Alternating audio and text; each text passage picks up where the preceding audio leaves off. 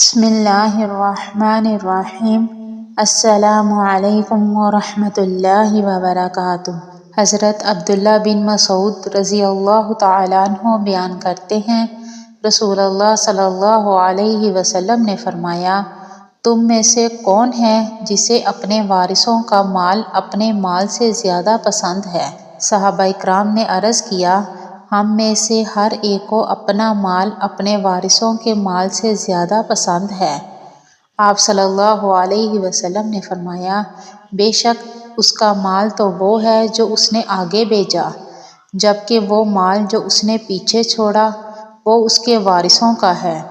حضرت ابو ہریرہ رضی اللہ تعالیٰ عنہ بیان کرتے ہیں، رسول اللہ صلی اللہ علیہ وسلم نے فرمایا، لعنت کے باعث بننے والی دو چیزوں سے بچو۔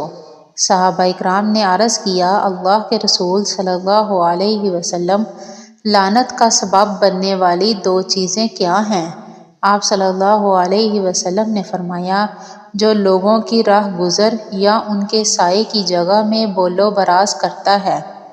حضرت ابو ہریرہ رضی اللہ تعالیٰ عنہ بیان کرتے ہیں، رسول اللہ صلی اللہ علیہ وسلم نے فرمایا، بندہ کہتا ہے میرا مال، حالانکہ اس کا مال فقط 3 صورتوں میں ہے، جو اس نے کھا کر ختم کر دیا، یا پہن کر بوسیدہ کر دیا، یا اللہ کی راہ میں دے کر ذخیرہ کر لیا، اور جو ان کے علاوہ ہے تو وہ اسے لوگوں کے لیے چھوڑ کر جانے والا ہے۔